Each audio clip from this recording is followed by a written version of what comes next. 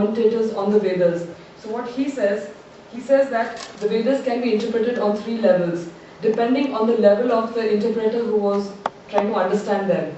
So he said there are 3 gross levels, that is Adhibhautika, Adhidaivata and Adhyatmika. So you have, that's it, Adhibhautika, which is material. Then there is Adhidaivata, which is occult, and Adhyatmika, which is spiritual. Okay. So depending on which level the interpreter was understanding the text from, the Vedas would reveal a different sense to the person. And Sri Aurobindo says that the deeper sense of the Vedas is only understood when one refers to this deeper or adhyatmic interpretation of the text. And he came to this conclusion from his own experience, because when he was doing his sadhana independently, when he was doing his he was in his spiritual quest, he saw that there were certain figures of like Saraswati, Ila, that were recurring constantly when he attained a certain psychological state. Then he concluded, and when he read the Vedas, he found references to these gods and goddesses, for example.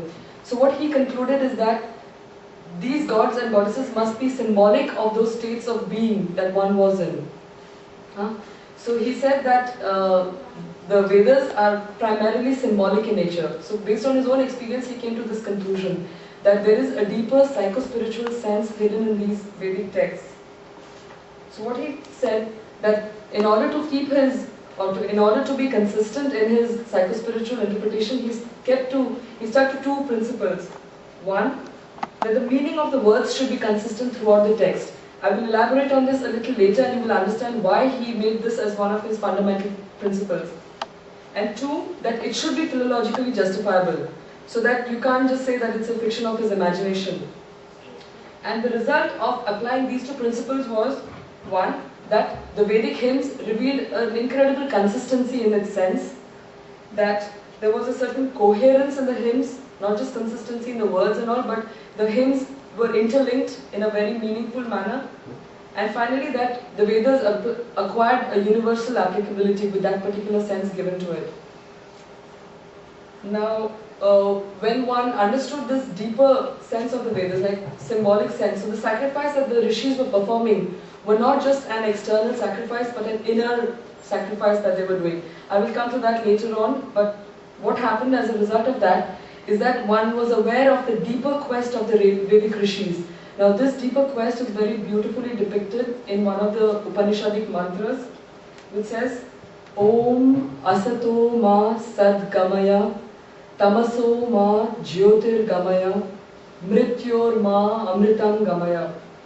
When this is literally translated, this is the most common translation given to it, is that impel me or take me from falsehood to truth, take me from darkness to light, take me from death to immortality. But what is again interesting is that because of the Sanskrit language, which can have several meanings possible from one particular word, the term asataha can mean from as well as of. So for example, it can mean, when you say asataha ma sad gamaya, asataha can mean take me from falsehood to truth, sad gamaya. Or it can also mean impel me to the truth of the falsehood, impel me to the light of the darkness, impel me to the immortality of death. Om, peace, peace, peace. Now if you look at this second sense of the Vedas, or of that particular mantra, you will see that it brings out a completely new dimension to that particular hymn. And this, according to Sri Aurobindo, was the deeper quest of the Vedic rishi. It was like a kind of a quest for the Vedic alchemy. This Vedic alchemy the object of the Vedic alchemy was to turn base metal into gold, to turn the undivine mortality into its divine immortality, and finally to turn man into God. As I go on, you will understand why I say so. Now, we can re-examine. With this particular background, we can go back to from where the word Veda comes. So the word Veda comes from the root vid, which can be understood in 3 different ways. That is to know, to be, and to obtain. Again, I say the Sanskrit language is very interesting because you would see, I mean, if one searched deep enough, you would find that there is a certain psychological common denominator between all these three words, all these three aspects. Okay, so in a sense, the Vedas can be understood as the knowledge to be obtained on what to be. Could be one of the senses. The regular meaning that is again given to it is just that it's knowledge. But taking into account the different senses that it has, one could probably derive this meaning from it as well. Another term that one uses for the Vedas is Shruti, that they were heard. They were heard by the rishis at the height of their meditation. And they were revealed to them in the form of mantras. Those who were there yesterday have heard quite a lot about the mantras as being a powerful sound, arrangement of powerful sounds. And the rishis were known as Kavayaha Satya Shrutayaha. So actually if one went into the terminology of the Vedas, one would see that they themselves reveal a lot of their deeper significance. So Kavayaha means poets, Satya Shrutayaha means hearers of the truth. So if one gives it a very typical literal sense, these adjectives that were attributed to these rishis would really be meaningless. Now, to define the mantra, Sri Aurobindo again says, he says, the theory of the mantra is that it is a word of power born out of the secret depths of our being, where it has been brooded upon by a deeper consciousness and then thrown out silently or vocally, precisely for the work of creation.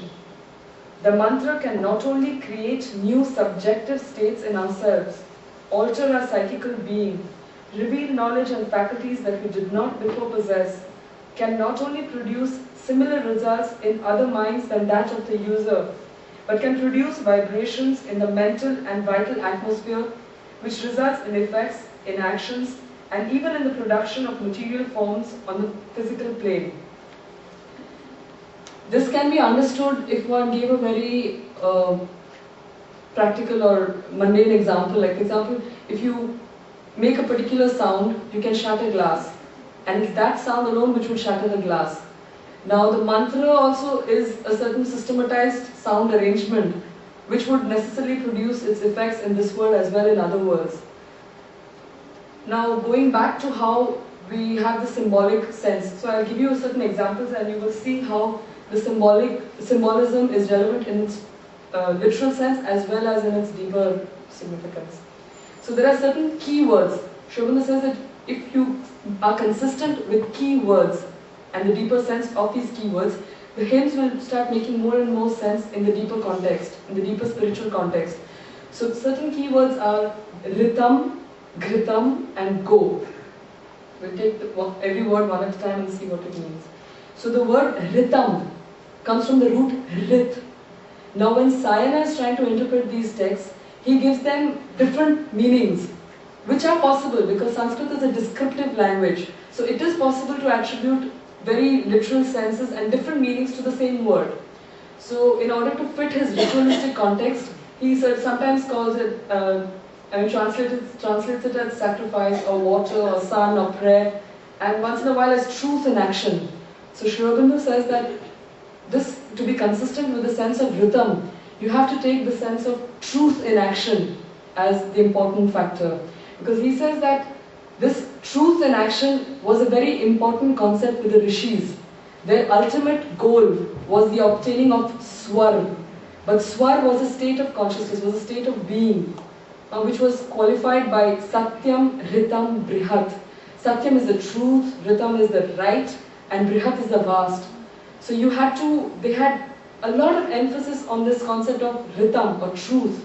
It is only by right thinking, right speaking, right action that you would arrive at that final goal of the swar. And this ritam is also the law of the dynamic divine and the law of this conscious evolution. The other word is ghritam. Now the word ghritam comes from the root ghr, to shine. And the literal sense that is attributed to ghritam is that it is clarified butter. Or in Indian we say ghee. And Sri Aurobindo says that the symbolic sense of ghritam is that it's clarified mind. A mind which is full of clear and brilliant thoughts. Now one would wonder what is the common factor between ghritam as clarified butter and as clarity of mind. Now if you go back to the root, as I said, gr means shining, to shine.